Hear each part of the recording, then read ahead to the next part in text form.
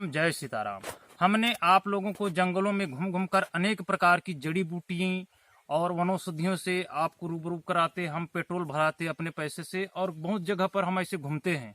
और इसलिए घूमते हैं कि आपको हम वनस्पति की जानकारी दे सके और जो छुपे हुए हैं हमारे छत्तीसगढ़ के वनांचल क्षेत्र में ऐसे सारी वनस्पतियों के बारे में खोज करके आप लोगों को हम दिखाते हैं और दिखाते रहेंगे। हमारा उद्देश्य है जन कल्याण सेवा के लिए है, आप सबके कल्याण के लिए, एक दूसरे के आयुर्वेद के प्रति प्रेम बढ़े और वन संपदा का रक्षण और संरक्षण हो सके, यही हमारा मकसद है।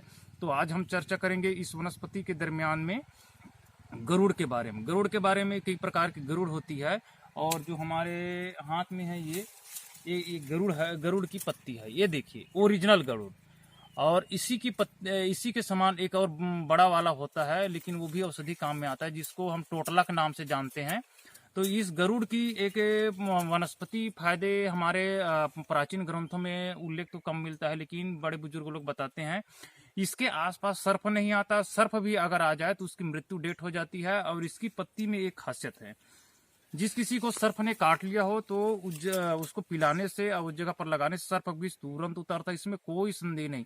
क्योंकि यह गरुड़ का वृक्ष मैंने अधिकतर छत्तीसगढ़ के वनांचल क्षेत्र में देखा है। और हमारे महाराष्ट्र में हमारे मित्र महोदय है, उसने भी, उसकी दादी माँ ने उसको बताया था, तो मेरे से संपर्क किया तो मैं बोला हाँ भाई मिलता है ऐसे करके।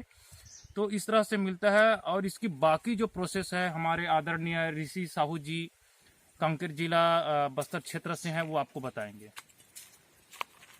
देखिए ये गरुड़ का पेड़ है और इस तरह से पत्ते आपको शिवनाग में भी दिखेंगे। मतलब स्पष्ट है कि शिवनाग, पाटला और ये गरुड़ ये भाई भाई हैं। मतलब इनका प्रजाति एक है, पर इसके फल के स्वभाव से ही इनको पहचाना जा सकता है, फल और फूल के स्वभाव से। तो इसका उपयोग खासकर हमारे बड़े बुजुर्ग सर्प विष पे करते थे। और ये वास्तव में जो ये गरुड़ का जो फली है ये ओरिजिनल गरुड़ है। बाकी जो सब और भी बताते हैं वो गरुड़ वास्तव में है, पर ये असली गरुड़ है ऐसा मुझे ये प्रतीत हुआ, क्योंकि इसके फली के स्वभाव से यह लग रहा है। और हमने भी इस पर एक बात बता दे रहे हैं, रिसर्च हमने किया है और हमारे घर में बड़े बुजुर्ग इसको रखते हैं। और किसी भी स्थिति में अगर सर्प विष ने सर्प विष हो गया हो तो भी ठीक होता है। या गोहरा नाम की एक गोह नाम की जानवर होती है जो गिरगिट के समान होता है, उसका विष को भी उतारता है, यह प्रमाणिकता है, मजाक का विषय नहीं है। बाकी बात को हमारे आदरणीय कामता कौशिक जी का बयान कीजिए, हमारे दर्शकों को बताइए। जी आप तो समझ ही गए होंगे, ये है गरुड़ का पेड़, सबसे उच्च क्वालिटी का। इसके आसपास सर्प क्या कुछ भी भटक नहीं सकता, जहरीले सर्प होंगे वो भटकेगा नहीं। और इसकी बीमारी में भी इसका औषधि प्रयोग किया जाता है।